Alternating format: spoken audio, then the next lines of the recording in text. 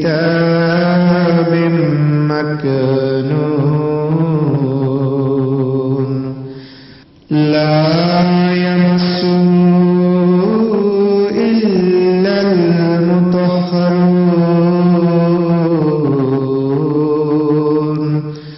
تنزيل من رب العالمين.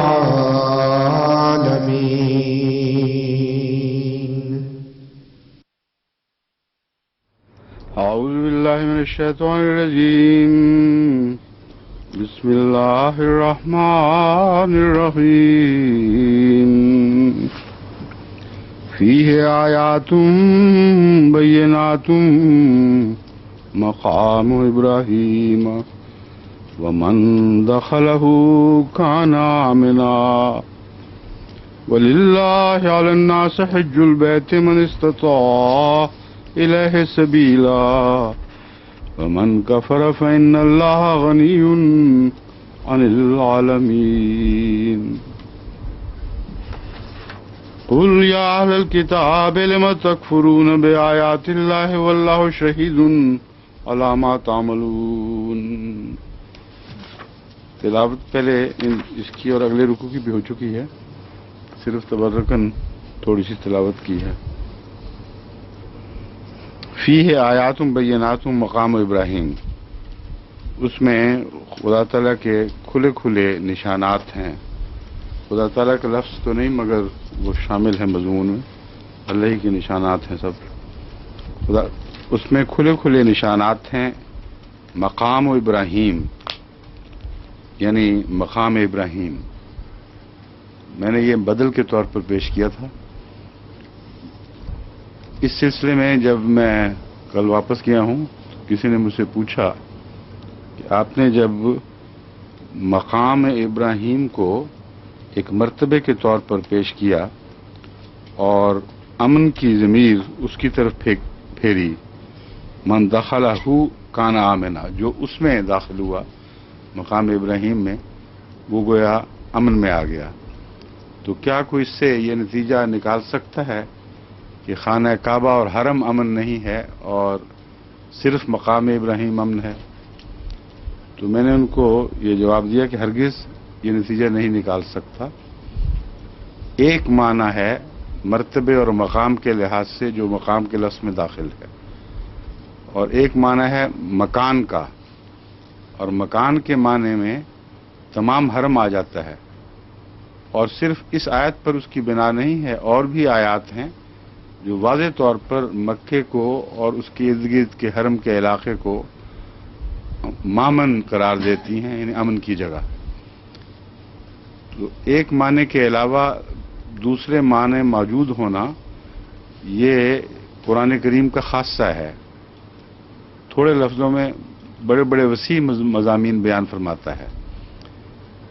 بس اس پہلو سے میں کچھ مزید روشنی ڈالتا ہوں. وہ آیات جن میں واضح طور پر مکے اور یا حرم کے ارد گرد کی جو زمین ہے اسے امن کی جگہ قرار دیا گیا ہے، اس میں ایک یہ ہے وَإِذْ جَعَلْنَا الْبَيْتَ مَثَابَةً لِلنَّاسِ وَأَمْنًا، اور وہ وقت بھی یاد کے لائق ہے جب ہم نے بیت کو یعنی خانہ کعبہ کو مثابت للناس سے لوگوں کے لیے بار بار آنے کی جگہ بنا دیا اور امن کی جگہ بنا دیا. اس کے مان بعد پھر وَاتَّخِذُوا مِن مقام ابراہیم مصلی، اور ابراہیم کے مقام کو اپنا مصلی بناؤ. یہ مراد نہیں کہ وہ جہاں حضرت ابراہیم کھڑے ہوتے تھے سارے جا کر وہیں نماز پڑھیں، اور حج میں تو ویسے ناممکن ہے یہ بات. تو مقام سے مقام کے معنی مرتبے کے بھی ہوتے ہیں اور دوسرے معنی جگہ اور مکان کے بھی ہوتے ہیں، مگر مقام کا معنی صرف جگہ کا ہوتا ہے. جب میم کی پیش سے مقام پڑھا جائے تو جگہ ہی کا معنی بنتا ہے، اس میں مکانی معنی بنتے ہیں. اور جہاں مقام میم کی زبر سے پڑھا جائے وہاں میرے نزدیک تو مرتبے کا معنی بھی شامل ہوتا ہے، لیکن جب میں نے دیکھی ہیں بعض آیات تو ظاہری مکان کے معنی بھی ملتے ہیں اس میں کوئی شک نہیں، لیکن بعض ایسے استعمالات ہیں جہاں مرتبے کے سوا دوسرا معنی ہو ہی نہیں سکتا۔ مثلا قرآن کریم میں اللہ تعالیٰ فرماتا ہے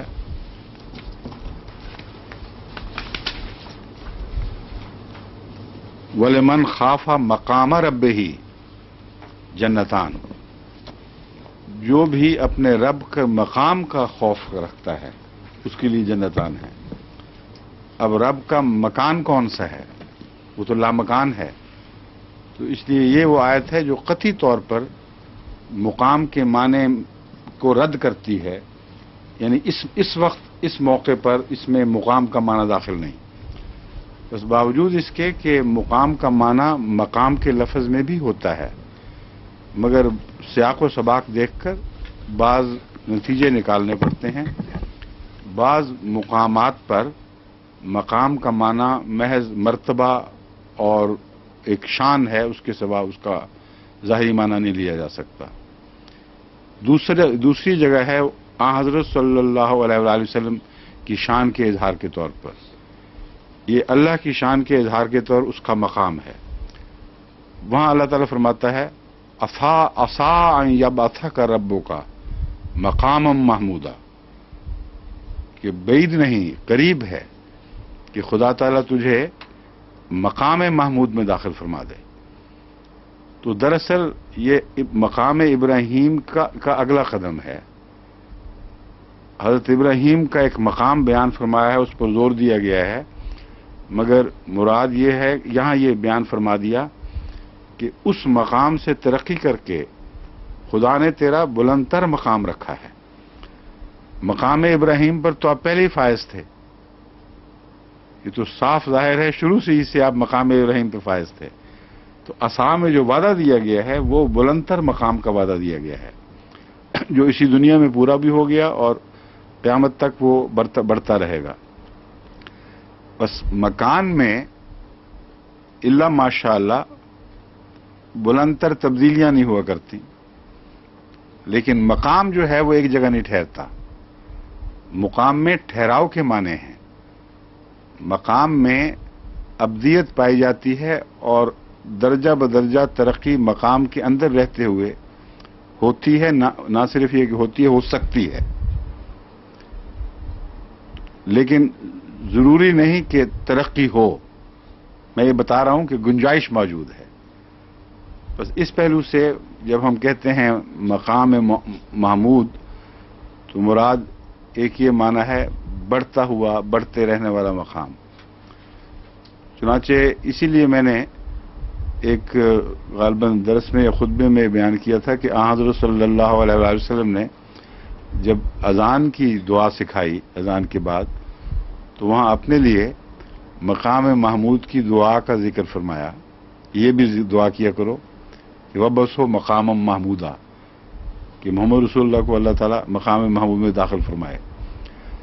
تو میں نے اس وقت ذکر کیا، اس سے استنباط کر کے بتایا تھا کہ یہ تو ناممکن ہے کہ رسول اکرم صلی اللہ علیہ وسلم کے حق میں زندگی بھر وہ وعدہ پورا نہ ہوا ہو، اور بعد میں امت کو تاکید ہو کہ وعدہ دعا کرو گے تو شاید مجھے یہ مقام ملے، یا نعوذ باللہ من ذالک، شاید تو نہیں کہنا چاہیے، تم دعا کرو گے تو بعد میں مجھے یہ مقام ملے گا۔ اس سے میں نے یہ استنباط کیا تھا کہ مقام ہمیشہ ترقی کرنے والا مقام ہے، اور مقام محمود کی کوئی انتہا نہیں ہے۔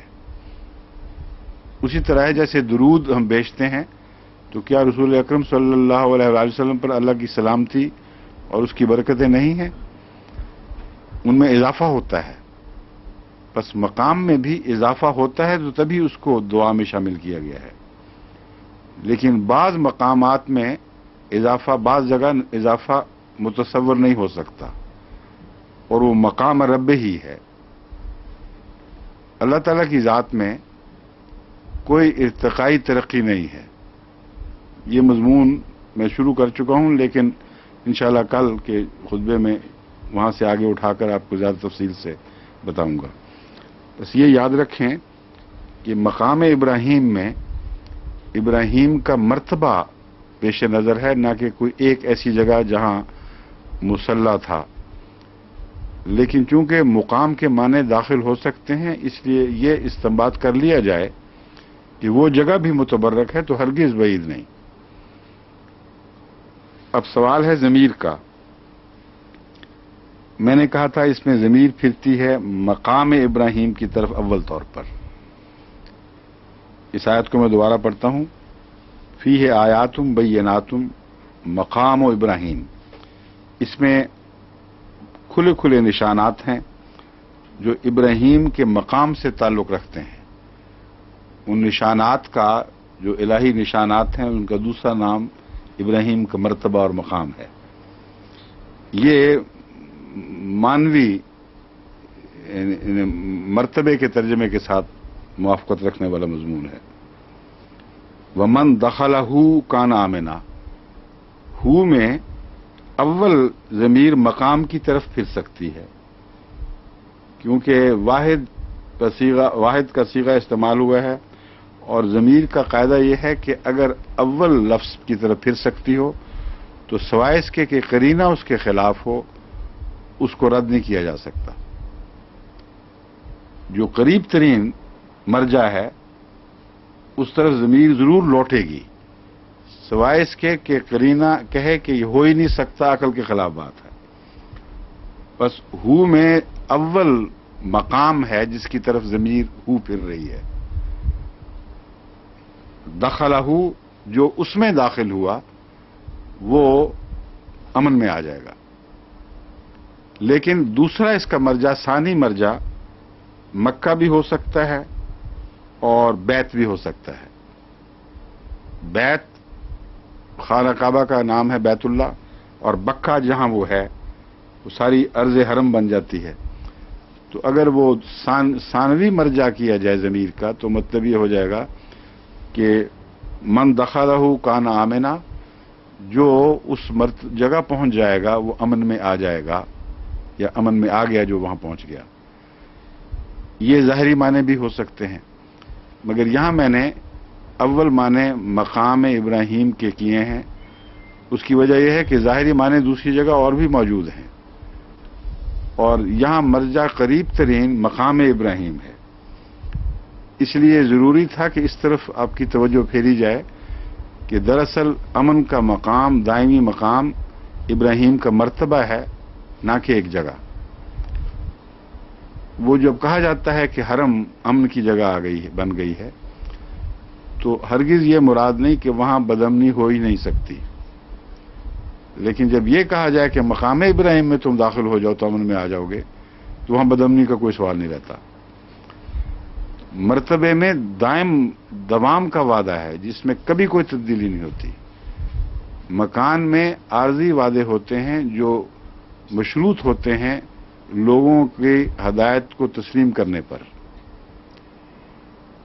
مراد یہ ہے کہ اس جگہ کو ہم امن کی جگہ قرار دے رہے ہیں، اس لیے اے بنی نوع انسان تم یہاں امن کی باتیں کرنا، لیکن ضمانت کوئی نہیں ہے۔ سب سے زیادہ بدامنی رسول اللہ صلی اللہ علیہ وسلم کو مکے میں ملی ہے، 13 سال تک سخت بدامنی کی حالت میں رہے ہیں، وہاں سے نکلے ہیں تو امن میں آئے ہیں۔ تو بتائیے مکے کا یہ معنی کر لینا کہ گویا خدا کا وعدہ ہے کہ دائمی امن رہے گا، یہ کیسے ثابت ہو سکتا ہے؟ اور ابھی حال ہی کے گزشتہ صدی کے اندر مکے یا 200-300 سال کے اندر، مجھے اب معین یاد نہیں، لیکن ہمارے دور کی بات ہی ہے جو زمانے کے لحاظ سے ہمارا دور ہے، خانہ کعبہ کی زیارت کو جانے والے لوگوں کو مکے میں بھی لوٹا جاتا تھا، یہاں تک کہ یہ تاریخ سے ثابت ہے کہ برٹش حکومت نے زور دیا، بڑا سخت تاکیدی حکم دیا، مکے کے جو فرمانروا تھے برٹش گورنمنٹ کی طاقت سے بنے تھے، اسی خاندان کے آباء و اجداد کی بات کر رہا ہوں جو اب مکے پہ مسلط ہے، کہ تم نے یہاں مکے میں ہرگز کسی کو نہیں لوٹنا۔ اور سفر میں بھی لوٹنے لگ گئے تھے وہ، پھر سفر کا حکم دیا گیا۔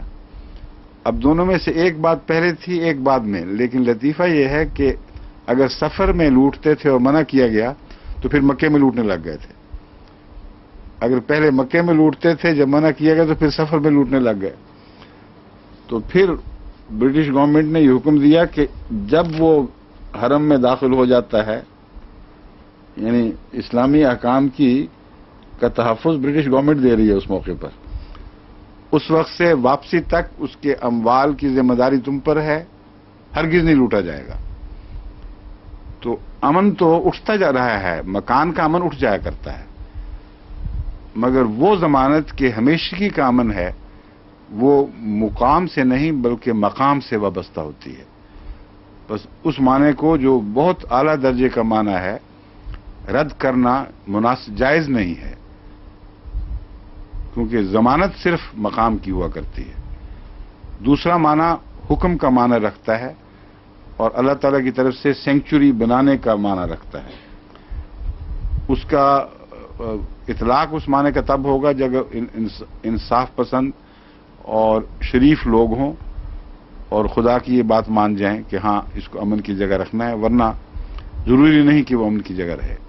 تبھی قرآن کریم نے اس کے وہ بھی مقرر کی ہوئی سزائیں بھی، اگر تم اس کو امن کی جگہ نہ رہنے دو، جانور کو بھی مارو گے تو پھر تمہیں اس کے بدلے یہ کرنا پڑے گا۔ تو صاف پتہ لگتا ہے کہ وہ دائمی امن نہیں ہے، امن کا دائمی حکم ہے، لیکن مقام کا امن دائمی ہے، مقام محمودہ کا امن دائمی ہے، مقام ابراہیم کا امن دائمی ہے۔ بس مقام کا لفظ مقام کے معنوں میں بھی استعمال ہوتا ہے۔ یہی وجہ ہے کہ ہمارے پرانے فقہا اور نہ مفسرین وغیرہ یہاں مقام کا معنی کرتے رہے، وہ غلط نہیں تھا، اگر وہ غلط ہوتا تو وہ کبھی بھی نہیں معنی کرتے۔ مقام میں مقام داخل ہے، مگر ان کے لیے مجبوری یہ ہے کہ اس آیت کی اگر وہ ضمیر اس کو بدل نہیں بنا سکتے پہلے کا، اسی لیے جتنے بھی پرانے مفسرین ہیں وہ زور لگاتے ہیں اور معنی پیدا کرنے کے بیچ میں حرف داخل کریں گے، بدل نہیں بنا سکتے۔ اس لیے نہیں بنا سکتے کہ مقام کا بدل وہ مقام و میں بتاتا ہوں، آیات کا بدل مقام کو اس لیے نہیں بنانا چاہتے کہ مقام سے وہ ظاہری مکان کا معنی لیتے ہیں، اور مقام ظاہری طور پر بدل کسی کا بن ہی نہیں سکتا، کیونکہ پہلے وہ جتنے بھی مذکور ہیں الفاظ جن کا یہ بدل بن سکتا تھا وہ مجرور ہیں، اور بدل کے اوپر اعراب اسی کے آتے ہیں جس کا وہ بدل ہو۔ اب یہ بات شاید آپ میں سے اکثر کو سمجھ نہیں آئے گی، مگر جن کو گرامر کی شدھ بدھ ہے وہ سمجھ جائیں گے بات کو۔ اب والا بیتن، بیت مجرور ہے، اگر بیت کا بدل ہوتا تو وہ مجرور ہونا چاہیے تھا، یا پھر منصوب حالت میں بعض دفعہ بدل آ جایا کرتا ہے، وہ ایک الگ مسئلہ ہے، لیکن بیت کا بدل یا بھی مجرور ہوگا۔ اور دوسرا ہے بے بکتا، اگرچہ اس پر زبر ہے مگر یہ زبر اس کا اعراب نہیں ہے، یہ مبنی لفظ ہے، اس لیے بے بکتا کا جو حالت ہے بکا کی وہ مجرور ہے۔ اور آیاتم بیناتم مرفوع ہے اور مقام و ابراہیم مرفوع ہے، اس لیے مقام و ابراہیم عربی گرامر کے اعتبار سے آیاتم بینات کا ہی بدل بن سکتا ہے اور بینات بدل بن نہیں سکتا، کیونکہ پرانے مفسرین حرم کے معنوں میں چونکہ امن کا لفظ تھا اس لیے اس طرف منسوب کرنا چاہتے تھے، اس لیے ان کو مشکلیں پیش آئیں، اور اس بدل کا وہ قبول اس لیے نہیں کرتے تھے کہ وہ سمجھتے تھے کہ امن کا تعلق جگہ سے ہے۔ اس لیے سب نے جب گرامر کی بحث کی ہے تو صاف پتہ چلتا ہے کہ بڑا زور مار رہے ہیں، مصیبت پڑی ہوئی ہے، کوئی آگے پیچھے کرتے ہیں لفظوں کو، کوئی بیچ میں حروف محذوف سمجھتے ہیں۔ صرف ایک عبداللہ بن محمد بن یزید، عبداللہ بن مبارک تو اور ہیں، وہ ان کا الگ ذکر ہے، وہ تو غالباً صوفی مزاج کے بزرگ تھے کوئی، تو محمد بن یزید ہیں جنہوں نے اپنے آپ کو مجبور سمجھا ہے۔ وہ کہتے ہیں جو جس طرف گرامر لے کے جاتی میں تو وہیں جاؤں گا، بدل یہ اسی کا بنتا ہے۔ اب سمجھ گئے ہیں بات ساری کیوں جی؟ اہل علم بیٹھے ہوئے ہیں، بعض مومن صاحب اور کیا نام ہے قمر صاحب، اب بتائیں، کوئی بات کہنی ہے تو اب بتا دیجئے، ساری دنیا کی نمائندگی کرنی ہے آپ نے، واضح ہو گئی یہ بات ہے؟ ٹھیک ہے. وَمَن دَخَلَهُ كَانَ آمِنًا، بس دوسری آیات کی رعایت سے اگر دخلہ کان آمنہ میں ہو کی ضمیر مکہ کی طرف پھیر دی جائے تو ناممکن نہیں ہے، غلط نہیں کہہ سکتے. لیکن مقام ابراہیم چونکہ پہلے بیان ہوا ہے اس سے مان پہلے، اور وہ آیات کا بدل ہے، اس لیے یہ مراد لی جائے گی کہ جو خدا تعالیٰ کی واضح آیات کا مظہر بن جائے، جیسا کہ ابراہیم کا مرتبہ خدا تعالیٰ کی واضح آیات کا مظہر تھا، وہ ہمیشگی کے امن کی حالت میں آ جائے گا، اس کو کوئی خطرہ نہیں ہے. وَلِلَّهِ عَلَى النَّاسِ حِجُّ الْبَيْتِ، اللہ پر حق ہے، اللہ کا حق ہے لوگوں پر، حج البیت، کہ وہ خانہ کعبہ کا حج کریں. لفظ حج کا مطلب لفظ عملاً تو قصد ہے،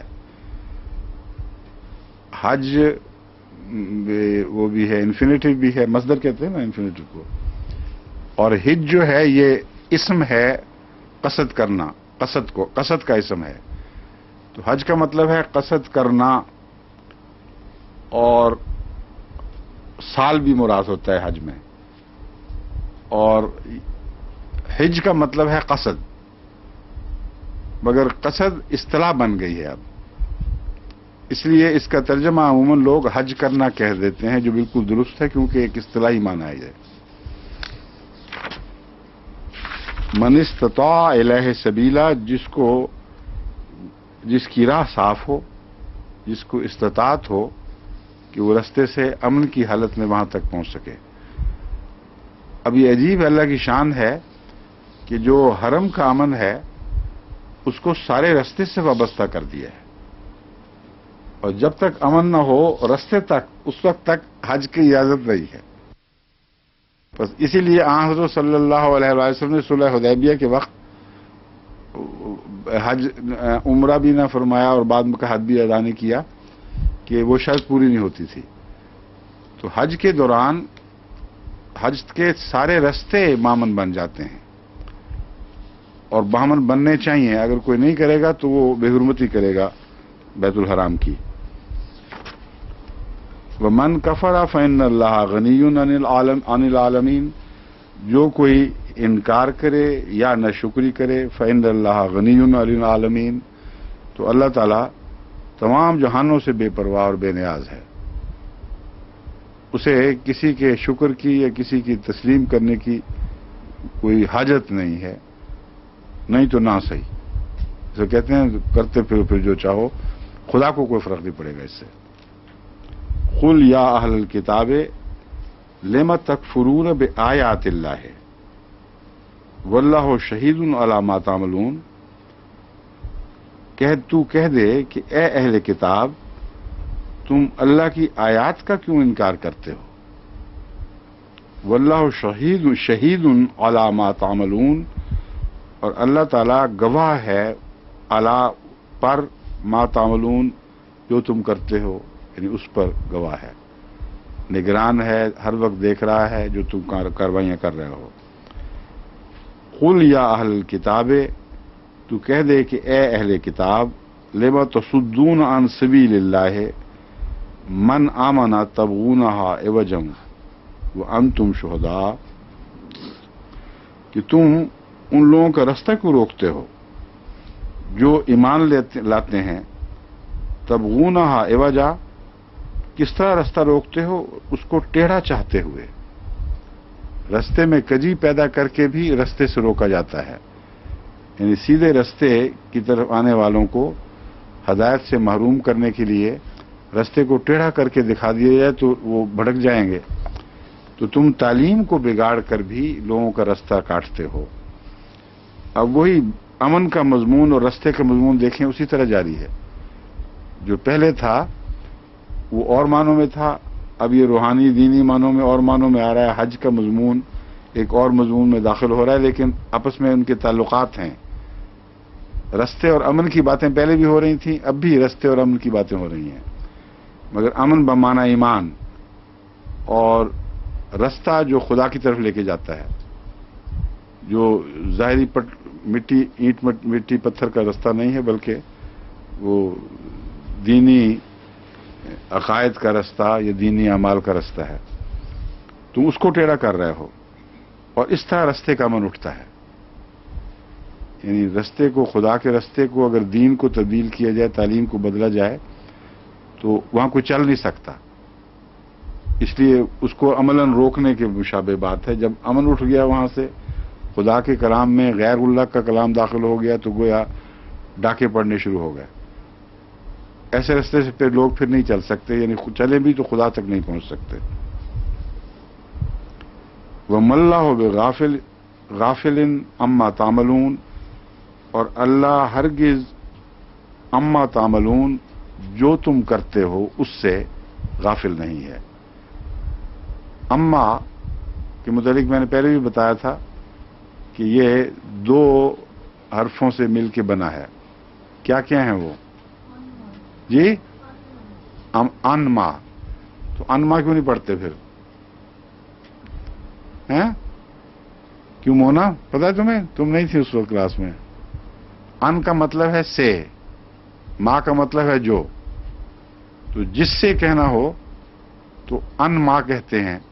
لیکن ایک اور قاعدہ یہ ہے کہ اگر نون ساکن ہو اور بعد میں میم آ جائے تو نون غائب ہو کر میم بن جاتا ہے. تو گویا تشدید آ گئی، شد آ گئی اس کے اوپر.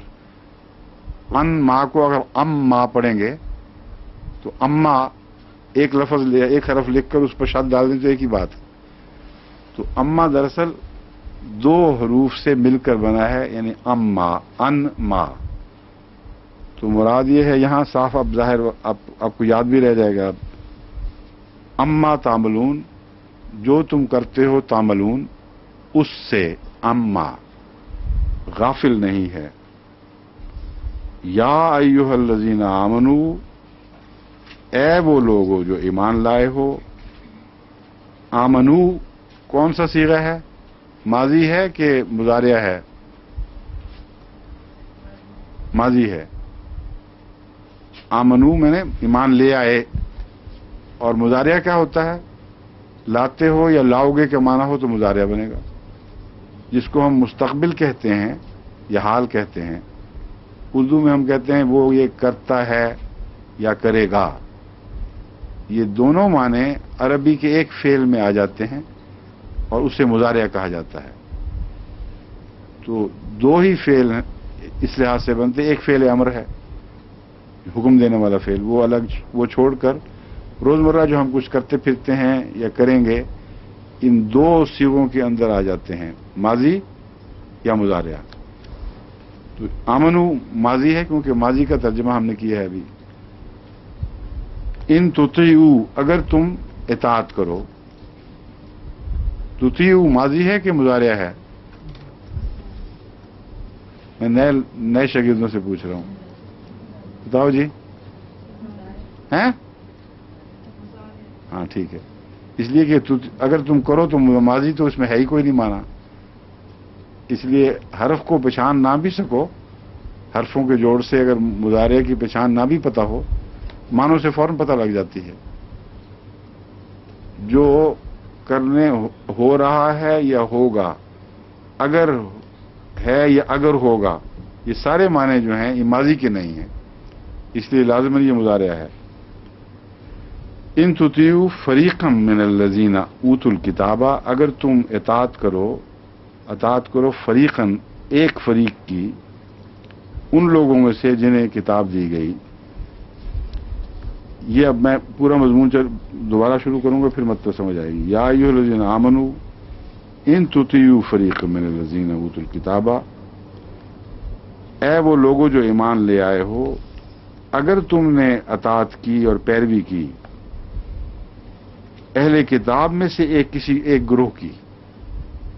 यरुद्दूकुम बादा ईमानिकुम काफिरीन, तो वो ज़रूर तुम्हें तुम्हारे ईमान लाने के बाद काफिर बना देंगे, क्योंकि वो नियतें रखते हैं, बदनीयतें रखते हैं। वो चाहते हैं कि तुम्हें वापस अपने दीन नहीं, जरूरी नहीं, ये गलत है कहना।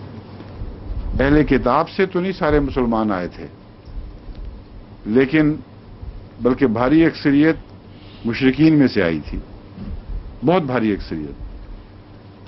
इसलिए उनको ये तकलीफ है कि रसूलुल्लाह सल्लल्लाहु अलैहि वसल्लम को कबूल क्यों किया है।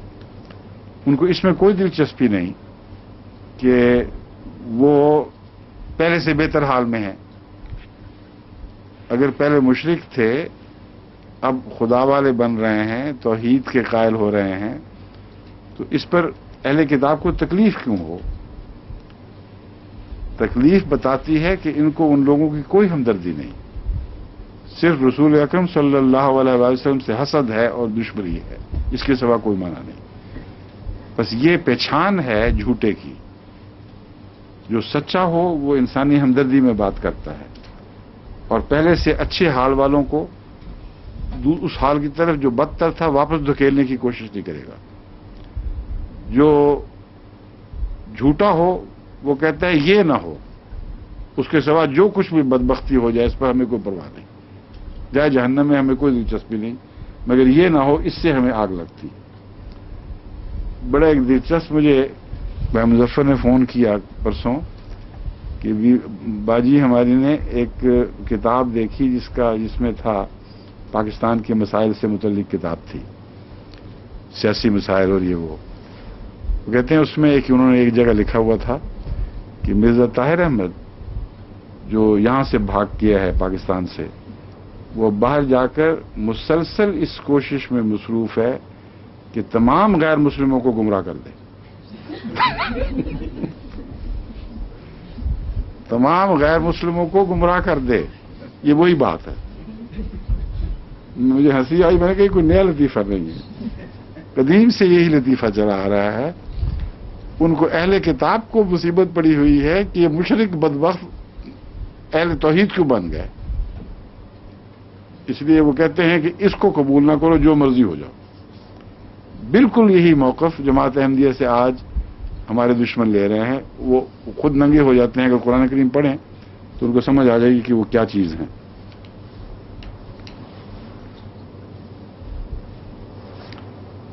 लिमा तो सुद्दून अन सबीलिल्लाह, ये वही मजमून है। रास्ते रोक रहे और टेढ़ी टेढ़ी बातें करके रस्तों को टेढ़ा चाहते हुए, और तुम्हें पता है वन तुम शोहदाओ, तुम्हें असलियत का पता है कि तुम्हारा तरीक दुरुस्त नहीं है, ये झूठ पर और हसरत पर मबनी है। फिर फरमाया इन तुतीउ फरीकम मिनल लजीना उतुल किताबा, यहां फरीकन क्यों फरमाया है, उतुल किताबा क्यों नहीं फरमाया, उन सबको क्यों शामिल नहीं किया? इसलिए कि सारे अहले किताब इसमें मुजरिम नहीं है। एक खास ग्रोह होता है जो इस टेढ़ी सोच के साथ अपने आप को वक्फ कर देता है कि सच्चाई की राह में हायल हों, और अगर कोई राह पा जाए तो उसको बिदका दें, वापस फिर कर दें, जिस दीन में मर्जी चला जाए उनको कोई दिलचस्पी नहीं, मगर वहां ना रहें। तो ये जो मजमून है ये बाज अहले किताब करते थे, तो सबको खुदा ताला ने मतून नहीं फरमाया, और यही हाल आज भी है। वो एक खास ग्रोह है इनका जो पीछे पड़ा हुआ है, और बाकी जो है आमा तो नास बेचारे, उनको पता ही कुछ नहीं कि क्या हो रहा है। अगर कुछ पता है तो वही जो जालिम झूठा उनको झूठी बातें बताते हैं। अब मुसलमानों को मुखातिब करके फरमाया गया है वह कैफत तकफुरूना व अंतुम तुतला अलैकुम आयातुल्लाह व फीकुम रसूलुहु, तुम कैसे इनकार कर सकते हो जबकि दिन रात तुम पर खुदा ताला की आयात पढ़ी जा रही हैं और उसका रसूल तुम में मौजूद है। ये इस वजह से नहीं कि ये बताकर उनको गुमराही से बाज रखने की कोशिश है, ये दरअसल पैगाम है उन जालिमों को जो इन मोमिनों को हटाना चाहते हैं कि तुम ऐसे बेवकूफ लोग हो کہ یہ ممکن ہی نہیں ہے. مسلمانوں کو کیوں بھائی تم ہو جاؤ گے؟ کیا ممکن ہے تمہارے لیے کہ تم ہو جاؤ؟ ان کی باتوں میں آ کر واپس پہلی حالت کی طرف لوٹ جاؤ. کیا یہ تمہارے لیے ممکن ہے؟ جبکہ خدا کا رسول تم میں موجود ہے، آیات تم پر تلاوت کی جاتی ہیں، تو ایک ناممکن فعل کو سوال کے طور پر بعض دفعہ پیش کیا جاتا ہے. یہ دراصل ان کفار کا، اہل کتاب ظالموں کا جواب ہے کہ کسی طرح بھی تمہاری پیش نہیں جائے گی. اگلی آیت اس آیت کا اگلا حصہ اس مضمون کو مزید واضح فرماتا ہے. وَمَن يَعْتَصِم بِاللَّهِ فَقَدْ هُدِيَ إِلَىٰ صِرَاطٍ مُسْتَقِيمٍ، کہ جس نے اللہ کو پکڑ لیا ہو وہ تو ہدایت پا گیا ہے. صراط مستقیم کی ہدایت اس کو نصیب ہو چکی ہے. قد کا معنی یہاں بمعنی یقینی کے لازماً اس کو ہدایت مل چکی ہے، اور جو ہدایت پا چکا ہو اس کو پھر کوئی گمراہ نہیں کر سکتا.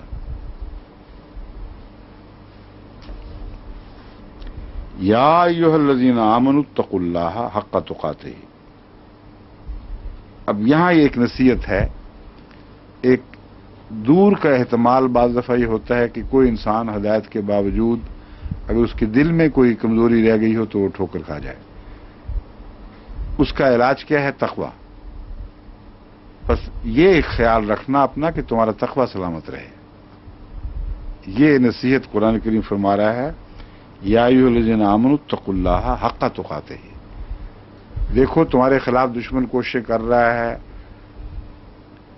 بظاہر تو کوئی امکان نہیں کہ تم ان کوششوں کے، ان کے ورغلانے سے بہک جاؤ، مگر اگر تم اس بات کو یقینی بنانا چاہتے ہو تو اللہ کا جس طرح تقوی کا حق ہے ویسا تقوی اختیار کرو. وَلَا تُمُوتُنَّ إِلَّا وَأَنْتُم مُّسْلِمُونَ، اور ہرگز نہیں مرنا جب تک تم اسلام کی حالت میں جان نہ دو. اب مرنا تو اپنے اختیار میں ہے نہیں، لیکن حق تقاتہ ہی سے یہ ضمانت مل گئی کہ ایسا شخص کسی ناممکن ہے کہ اسلام کے بغیر کسی اور حالت میں جان دے سکے. تو لا تموتن کا مطلب نہیں ہے کہ ہمارا فرشتہ آ رہا ہے تمہیں بلانے کے لیے، تم کو میں نہیں مرنا، ابھی میں متقی نہیں ہوں. یہ حکم اور معنی رکھتا ہے. مطلب ہے کہ اس بات کو یقینی بنا دو کہ ہر لمحہ، ہر حال میں، ہر وقت اللہ کے تقوی سے چمٹے رہو.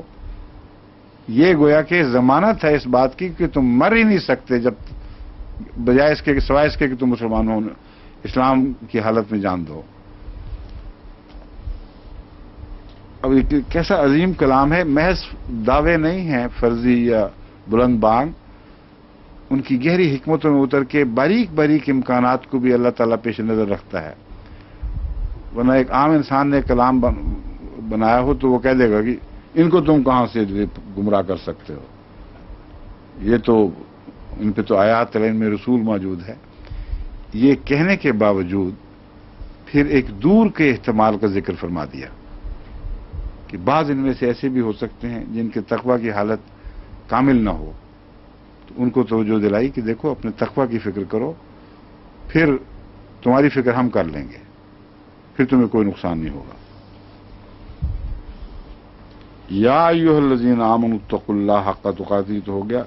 واعتصموا بحبل اللہ جمیعا، اور اللہ کی رسی کو، بحبل اللہ، اللہ کی رسی کو تھام لو، جمیعا، سب کے سب.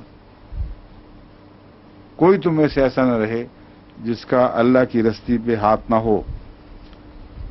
اس سے پہلے وَمَن يَعْتَصِم بِاللَّهِ کا مضمون ہو چکا ہے، اعتصام کا لفظ پہلے آ چکا ہے. جو بھی اللہ کو مضبوطی سے پکڑ لے فقد ہدیا. اس کے بعد دوبارہ فرمایا ہے وَاعْتَصِمُوا بِحَبْلِ اللَّهِ جَمِيعًا. یہاں ایک فرق ہے چھوٹا سا. من یعتصم میں واحد کی طرف بھی اشارہ ہے، بلکہ اول اشارہ واحد کی طرف ہے، پھر ثانوی اشارہ جماعت کی طرف ہے. یہاں جماعت کا مضمون بیان ہو رہا ہے اب کہ اللہ کی رسی کو تھامے بغیر تمہاری جمعیت قائم نہیں رہ سکتی. وہاں انفرادی ایمان کی بحث ہے اول طور پر کہ تم وہ لوگ جو اللہ پر ایسا مضبوط ایمان لاتے ہیں کہ اسے چمٹ بیٹھتے ہیں، ان کو دشمن دوبارہ پھر نامراد نہیں کر سکتا، اس اعلیٰ مرتبہ ایمان سے ان کو پھسلا نہیں سکتا۔ اب ہے انفرادی طور پر اگر کوئی اللہ کی رسی کو پکڑے رکھے تو اسلامی جمعیت کا کیا بنے گا، جمعیت کیسے حاصل ہوگی؟ یہاں اجتماعی طور پر ایک مسلک پر اکٹھے ہونا مراد ہے، ایک ہی رسی تم سب کی ہو۔ اب یہاں اللہ سے براہ راست تعلق کی بحث نہیں ہو رہی، بلکہ رسی کا کوئی اور مفہوم ہے جو ہمیں ڈھونڈنا پڑے گا۔ وَاعْتَصِمُوا بِحَبْلِ اللَّهِ میں وہ پہلے ایک اور جگہ بھی آیت وہ ہے، وہ جو وہ کڑے والی آیت جو ہے، اور میں ہاں نہیں، اس سے پہلے حصہ کیا ہے یہ تو فَتَبَيَّنَ الرُّشْدُ مِنَ الْغَيِّ وَمَن يَكْفُرْ بِالطَّاغُوتِ وَيُؤْمِن بِاللَّهِ فَقَدِ اسْتَمْسَكَ بِالْعُرْوَةِ الْوُثْقَىٰ۔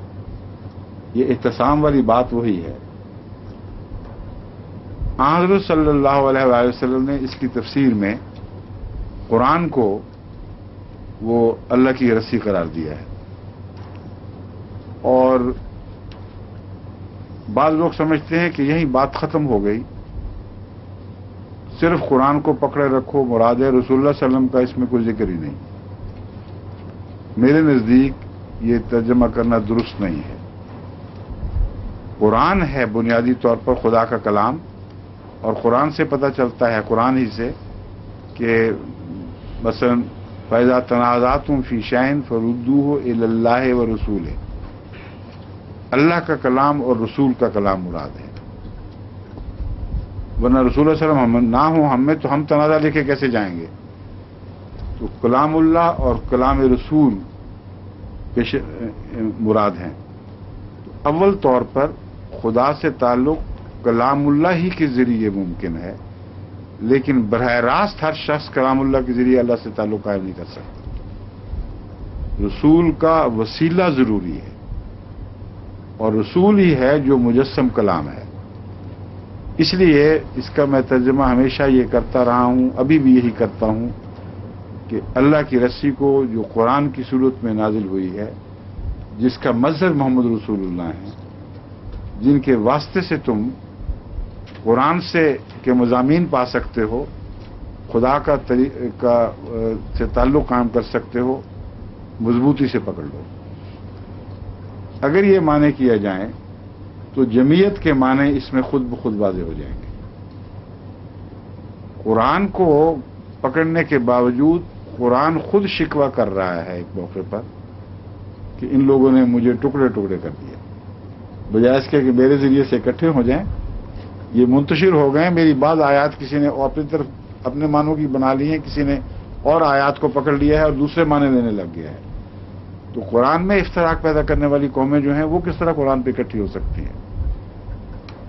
مگر رسول اکرم صلی اللہ علیہ وآلہ وسلم جب تک رہے ہیں کوئی افتراق نہیں تھا مسلمان میں، 100% ایک ہاتھ پر جمع تھے۔ تو اعتصام بحبل اللہ میں محمد رسول اللہ کا مضمون داخل ہے، کیونکہ قرآن کی اصل نمائندگی حضرت صلی اللہ علیہ وسلم فرماتے ہیں، اور اس لحاظ سے جمعیت میں محمد رسول اللہ علیہ وسلم کے نائبین لازماً اس مضمون کو آگے مستقبل میں بڑھانے والے ہیں، اور اس سے جمعیت کا مضمون پیدا ہوتا ہے۔ چنانچہ میں نے جب دیکھا پرانے مفسرین نے کسی نے جمعیت کا مضمون لیا ہے کہ نہیں، یعنی رسول اللہ علیہ وسلم کی طرف تو اشارے ملتے ہیں، لیکن جمعیت کے معنی بھی لیے ہیں کہ نہیں، اس وقت عبداللہ بن مبارک کا یہ مجھے حوالہ ملا، غالباً اس میں ہے نا، کس کی؟ قرطبی نے، ہاں، قرطبی کی تفسیر میں وہ کہتے ہیں کہ علامہ عبداللہ بن مبارک جو ایک مشہور صوفی بزرگ ہیں، انہوں نے ایک شعر میں یہ بات ظاہر کی ہے کہ حبل اللہ اللہ کی جمعیت ہے، یعنی جمعیت کو پکڑ لو جو خدا تعالیٰ کے ایمان میں رسول کے واسطے سے ایک قوم بن جاتے ہیں، اکٹھے ہو جاتے ہیں، تم اس سے وابستہ رہو، تو یہ اللہ کی رسی سے وابستہ ہونے والی بات ہے۔ اگر یہ معنی رسول اللہ صلی اللہ علیہ وسلم کی وساطت سے ایک ہو جانا نہ لیا جائے تو واقعہ یہ ہے کہ قرآن کریم سے بھی براہ راست ایک ہونے کا مضمون صادق نہیں آتا، کیونکہ رسول اللہ صلی اللہ علیہ وسلم کے زمانے ہی میں قرآن پڑھنے کے سننے کے باوجود پڑھنے کے باوجود اختلاف کرتے ہوئے صحابہ رسول اللہ صلی اللہ علیہ وسلم کی خدمت میں پہنچا کرتے تھے، یا رسول اللہ یہ مطلب ہے کہ یہ مطلب ہے، اور قرآن کریم خود فرما رہا ہے کہ اس میں متشابہات بھی ہیں اور محکمات بھی ہیں، اور متشابہات کا معنی صرف وہ اولو العلم رکھتے ہیں جو خدا تعالیٰ کی سے استقامت پانے والے، کیا الفاظ ہیں ان کے لیے؟ علم ہے اور راسخون فی العلم، وہ لوگ جن کو اللہ علم میں راسخ فرماتا ہے۔ تو قرآن کو پکڑنے کے لیے لازماً راسخین فی العلم کا وسیلہ اختیار کرنا پڑے گا، قرآن خود کہہ رہا ہے، ورنہ کئی جگہ ٹھوکر کھانے کے امکانات ہیں۔ بس وہ معنی جو حبل اللہ کا کیا میں کرتا ہوں کہ اول طور پر قرآن اور حضرت محمد رسول اللہ، تو یہ قرآن کے والے معنی کے مقابل پر اس کے منافی معنی نہیں ہیں، بلکہ اس کے تفسیری معنی ہیں۔ حقیقت میں حضور کے زمانے میں جب بھی قرآن پر کسی بات میں اختلاف ہوتا تھا تو رسول اللہ صلی اللہ علیہ وسلم کی خدمت میں حاضر ہوتے تھے، آپ فرماتے تھے کہ یہ مطلب ہے تو اس مطلب کو لوگ پکڑ کے بیٹھ جاتے تھے، اختلاف بیٹھ جاتا تھا۔ بعد کے زمانے میں اسی لیے ضرورت ہے آسمان سے آنے والے کی کہ دوبارہ وہ رسی پھر جاری کر دے جس رسی کو تھام کے اختلاف مٹ جاتے ہیں، یعنی قرآن کی وہ تفسیر کرے، قرآن کی وہ نمائندگی کرے جو جمعیت پیدا کرتی ہے، افتراق پیدا نہیں کرتی۔ وَاعْتَصِمُوا بِحَبْلِ اللَّهِ جَمِيعًا، سب کے سب اللہ کی رسی کو مضبوطی سے تھام لو، وَلَا تَفَرَّقُوا، اور تفرقہ اختیار نہ کرو، وَاذْكُرُوا نِعْمَتَ اللَّهِ عَلَيْكُمْ إِذْ كُنْتُمْ أَعْدَاءً فَأَلَّفَ بَيْنَ قُلُوبِكُمْ، اور یاد کرو اس نعمت کو جب کہ تم ایک دوسرے کے دشمن تھے، وَأَلَّفَ بَيْنَ قُلُوبِكُمْ، اللہ نے تمہارے دلوں کو باندھا، فَأَصْبَحْتُمْ بِنِعْمَتِهِ إِخْوَانًا، اور تم اللہ کی نعمت کے ذریعے اخوان بن گئے۔ اتمام نعمت نبوت کو کہتے ہیں، اور نعمت قرآن کو بھی کہیں گے۔ بس نبی نعمت کی سب سے اعلیٰ قسم ہے۔ اهدنا الصراط المستقیم صراط الذین انعمت علیہم، ومن یطع اللہ ورسولہ فاولئک مع الذین انعم اللہ علیہم من النبیین، تو نعمت کے ذکر میں اول نبی ہے۔ اس مضمون کو قرآن کریم دوسری جگہ بھی کھولتا ہے، وَلَوْ كُنْتَ فَظًّا غَلِيظَ الْقَلْبِ لَانفَضُّوا مِنْ حَوْلِكَ، کہ اگر تیرے دل میں سختی ہوتی، کسی قسم کی تیرے مزاج میں سختی ہوتی تو تجھے چھوڑ کے بھاگ جاتے، لیکن جو تیری رحمت تجھے اللہ نے بنایا ہے، لِنْتَ لَهُمْ، اس رحمت کے نتیجے میں تو ان کی طرف مائل ہوا اور یہ اکٹھے ہو گئے۔ تو یہ کہنا کہ صرف قرآن سے براہ راست اکٹھے ہوتے ہیں اور نبی کے وسیلے کی ضرورت نہیں، قرآن سے ہی غلط ثابت ہوتا ہے۔ اور یہاں بھی وہی مضمون ہے، وَاذْكُرُوا نِعْمَتَ اللَّهِ عَلَيْكُمْ إِذْ كُنْتُمْ أَعْدَاءً فَأَلَّفَ بَيْنَ قُلُوبِكُمْ، جب تم ایک دوسرے کے دشمن تھے، تمہارے دلوں کو خدا تعالیٰ نے باندھ دیا، فَأَصْبَحْتُمْ بِنِعْمَتِهِ إِخْوَانًا، اللہ کی نعمت کے ذریعے تم اخوان بنے۔ اور جب رسول اللہ صلی اللہ علیہ وسلم کا وصال ہوا ہے تو قرآن موجود نہیں تھا، موجود تھا اور تازہ تازہ وہی جو نازل ہوتے ہوتے رکی ہے، نزول رکا ہے اور وہی ابھی تازہ تازہ موجود ہے۔ اور قوم کا حال دیکھیں کس طرح لوگ پھٹ گئے، اور افتراق پھر اس کے بعد ہونا شروع ہو گیا، اور پہلا افتراق قرآن پر ہی ہوا ہے۔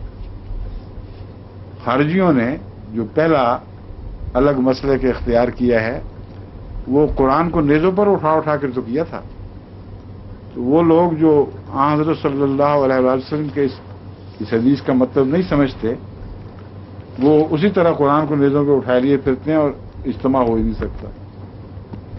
محمد رسول اللہ صلی اللہ علیہ وسلم کی وصال کے وسیلے کے بغیر قرآن تک رسائی ممکن نہیں ہے، کیونکہ وہ وسیلہ ہے جو تقوی پیدا کرتا ہے، اور اس نبی سے حاصل کردہ تقوی کے بغیر حقیقت میں قرآن سے براہ راست تقوی حاصل نہیں کیا جا سکتا۔ اس لیے نبی کی ضرورت دائمی ہے، اسی زمانے میں اسے پیچھے نہیں چھوڑ سکتے، اور اہل حدیث جو اہل قرآن ہیں ان کا بھی یہی جواب ہے۔ وَكُنْتُمْ عَلَى شَفَا حُفْرَةٍ مِنَ النَّارِ فَأَنْقَذَكُم مِّنْهَا، اور تم آگ کے گڑھے کے کنارے پر کھڑے تھے، فَأَنْقَذَكُم مِّنْهَا، تو اس نے تمہیں ان سے نجات بخشی، یا صرف قرآن سے کے ذریعے بخشی، یا رسول کا بھی کوئی کردار تھا؟ حضرت صلی اللہ علیہ وسلم فرماتے ہیں کہ میری اور تمہاری مثال ایسی ہے جیسے تم آگ کے گڑھے کی طرف بگٹک دوڑتے ہوئے چلے جا رہے ہو، میں تمہیں بلاؤں، تمہارے پیچھے بھاگوں، ہاتھ ڈال ڈال کے تمہاری کمروں میں تمہیں کھینچوں، تو وہی مضمون جو قرآن کریم آگ کے گڑھے سے بچانے کا بیان فرما رہا ہے، وہ رسول اللہ صلی اللہ علیہ وسلم اپنے متعلق فرما رہے ہیں کہ میں ہوں جو تمہیں آگ کے گڑھے سے بچا رہا ہوں۔ اس لیے ظاہر پرست بعض دفعہ ایک حدیث کو پکڑ کے بیٹھ جاتے ہیں کہ جی اس کا بس اتنا ہی مطلب ہے جو ظاہر ہی ہم سمجھ رہے ہیں، حالانکہ اس میں گہرے مفاہیم ہوتے ہیں قرآن کی دوسری آیات کی روشنی میں اور احادیث کی روشنی میں اس حدیث کے مفہوم کو سمجھنا چاہیے۔ اور یہی بیان فرما دیا کہ دیکھ لو ہم نے کتنا کھول کے مضمون بیان کر دیا ہے، آگ کے گڑھے سے تمہیں کون کھینچ کھینچ کے لا رہا ہے؟ محمد رسول اللہ جو اتمام نعمت کا مظہر ہے۔ کذالک یبین اللہ لکم آیاتہ لعلکم تہتدون، اسی طرح اللہ تعالیٰ تمہارے لیے اپنی آیات کو، اپنے نشانات کو خوب کھول کھول کر بیان فرماتا ہے۔ یبینوں کا مطلب ہے کھول کھول کر بیان کرنا، اور کذالک میں نے اس طرح، ذالک میں نے یہ، کا میں نے طرح، تو یہ کی طرح یعنی اس طرح، یا وہ معنی ہے ذالک کا، اصل معنی تو وہ ہے، تو وہ کی طرح جب کہیں تو اردو غلط ہو جاتی ہے، اس کا ترجمہ اس طرح ہی کیا جاتا ہے۔ بس اس طرح یبینو کھول کر بیان فرماتا ہے اللہ لکم تمہارے لیے، آیات ہی اپنی آیات یا اپنے نشانات، لعلکم تہتدون تاکہ تم ہدایت پا جاؤ،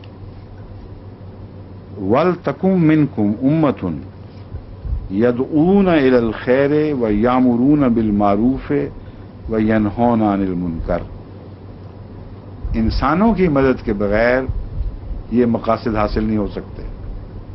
جس طرح حضرت محمد رسول اللہ صلی اللہ علیہ وآلہ وسلم داعی الی اللہ تھے، داعی الی الخیر تھے، اس لیے اگر تم یہ وحدت کا مطلب حاصل کرنا چاہتے ہو اور جمعیت پہ قائم رہنا چاہتے ہو تو لازم ہے کہ تم میں نصیحت کرنے والے کثرت سے پیدا ہوں، جو بری باتوں سے روکنے والے ہوں، اچھی باتوں کی طرف بلانے والے ہوں، ان کی ہدایت کرنے والے ہوں۔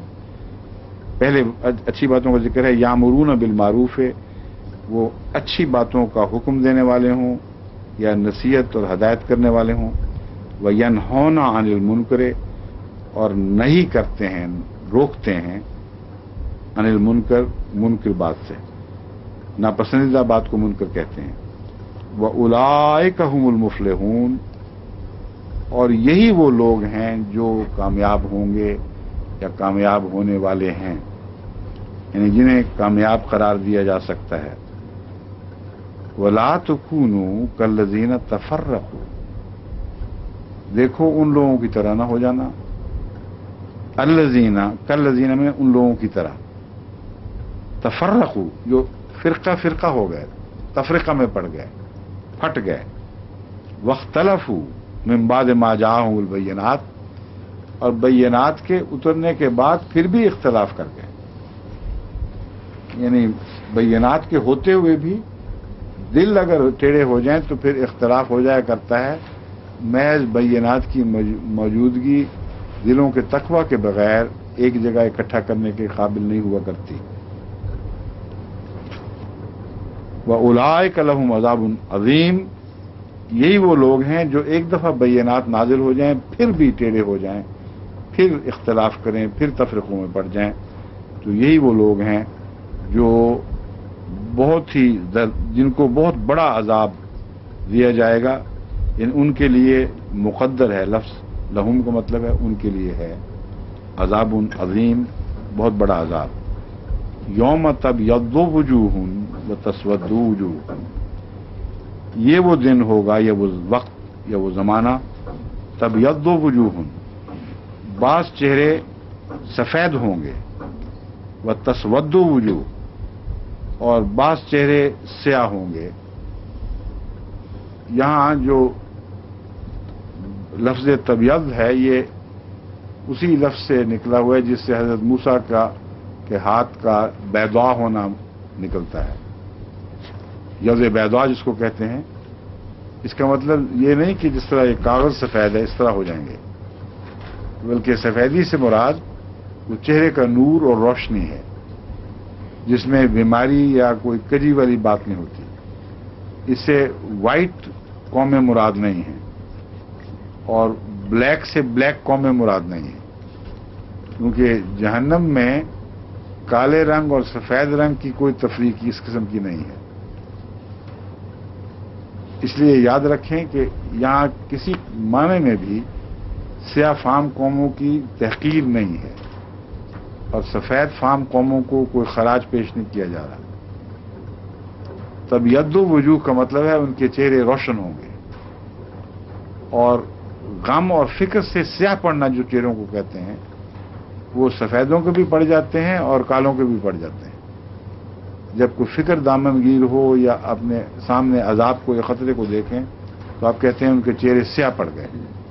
تو یہ مراد ہے کہ جن کو عذاب دکھائی دے رہا ہوگا ان کے چہرے غم اور فکر سے سیاہ پڑ جائیں گے، اور جن کو جنت دکھائی دے رہی ہوگی ان کے چہرے سفید ہوں گے۔ لیکن یاد رکھیں کہ روحوں کے ویسے چہرے تو ہوں گے ہی نہیں، اس لیے یہ محاورتاً ان کی خوشی اور دوسروں کی غمی کے اظہار کا ایک طریق ہے، ورنہ ظاہری چہرے اس قسم کے جو اس دنیا میں ہیں نہ یہ ہوں گے نہ یہ رنگ ہوں گے۔ تو محاورے کو سمجھ کر اس کا مضمون سمجھنا چاہیے۔ عربی محاورے کے مطابق کچھ لوگ بہت خوش ہوں گے اور جو بھی ان کے اظہار کے طریق خدا تعالیٰ نے مقدر فرمائے ہوئے ہیں وہ ان کی خوشیاں پھوٹ رہی ہوں گی۔ کچھ لوگ انتہائی غم اور تکلیف کی حالت میں ہوں گے اور ان کے غم اور تکلیف ان کے بشرے سے برس رہے ہوں گے، یعنی جو بھی ان کی صورت خدا نے بنائی ہے اس میں عیاں ہوگا، وہ لکی چھپی بات، ڈھکی چھپی بات نہیں رہے گی۔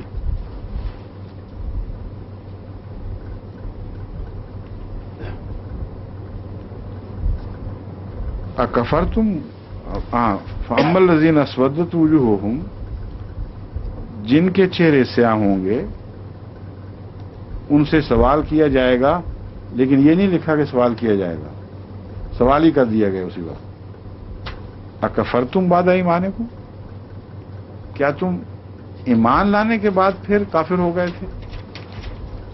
فذوقوا العذاب بما کنتم تکفرون، بس عذاب چکھو اس سبب سے، بما کنتم تکذبون، کہاں ہے جی؟ ہاں، بما کنتم تکفرون، اس وجہ سے کہ تم انکار کرنے والوں میں سے تھے، کفر کیا کرتے تھے، انکار کیا کرتے تھے۔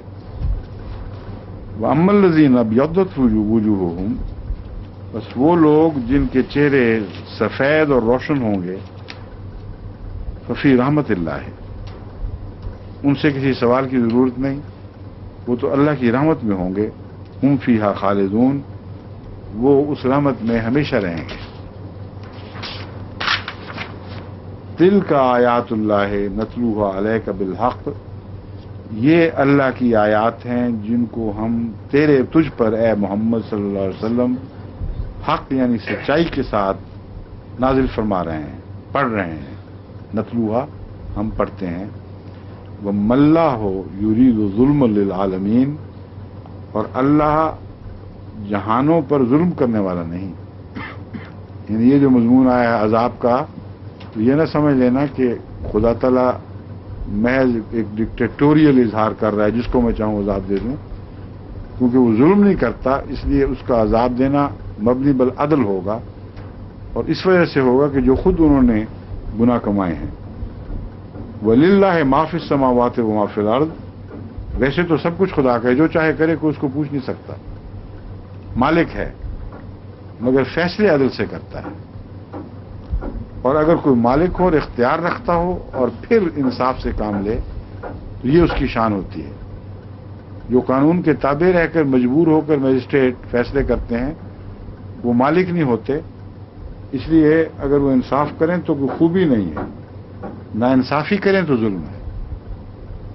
اب ہمارے ملکوں میں اب یہ حال ہو گیا ہے تھرڈ ورلڈ میں کہ کوئی قسمت سے انصاف کر دے تو بلے بلے واہ واہ ہو جاتی ہے کہ جو فلاں مجسٹریٹ صاحب بڑے انصاف کرتے ہیں، حالانکہ انصاف کرنا کوئی خوبی نہیں ہے وہاں، وہ محکوم ہے، وہ وَلِلَّهِ مُلْكُ السَّمَاوَاتِ وَالْأَرْضِ تو صرف اللہ کی ذات پر اطلاق پاتا ہے، وہ تو محکوم بندے ہیں، ان کو اختیار ہی نہیں ہے نا انصافی کا، پھر بھی نا انصافی کر جاتے ہیں۔ اور اللہ کی شان دیکھو کہ ساری کائنات کا مالک ہے، چاہے تو جو مرضی کرے، کوئی پوچھنے والا نہیں، پھر بھی انصاف کا پابند رہتا ہے۔ وَإِلَى اللَّهِ تُرْجَعُ الْأُمُورُ، اور اللہ ہی کی طرف تمام امور لوٹ کر جاتے ہیں، لوٹا دیے جاتے ہیں یا لوٹائے جائیں گے۔ یہ امور کا لوٹایا جانا کیا مطلب ہے؟ بہت سے مطالب ہیں، ایک اس میں سے یہ ہے جب یہ فرمایا گیا للہ ملک السماوات والارض وللہ ما فی السماوات وما فی الارض، تو دنیا میں عارضی طور پر کچھ اور لوگ بھی مالک بنائے جاتے ہیں۔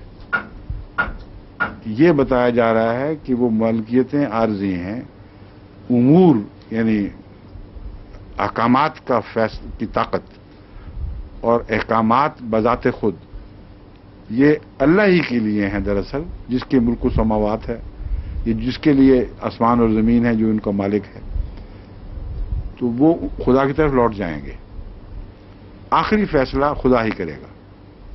اس لیے عارضی طور پر اگر تم امین بنائے گئے ہو اور غلط فیصلے کرتے ہو تو یہ نہ سمجھنا کہ تم جو کچھ کر لیا تم اب مواخذے میں نہیں آؤ گے، کیونکہ جو آخری امر کا مالک ہوگا، جس کی طرف ہر معاملہ لوٹایا جائے گا، ہر فیصلہ وہ کرے گا، وہ تمہارے فیصلوں کے متعلق بھی فیصلہ کرے گا۔ اب یہ رکوع پورا ہو گیا، باقی پھر انشاءاللہ اگلے ہفتے۔ اچھا جی،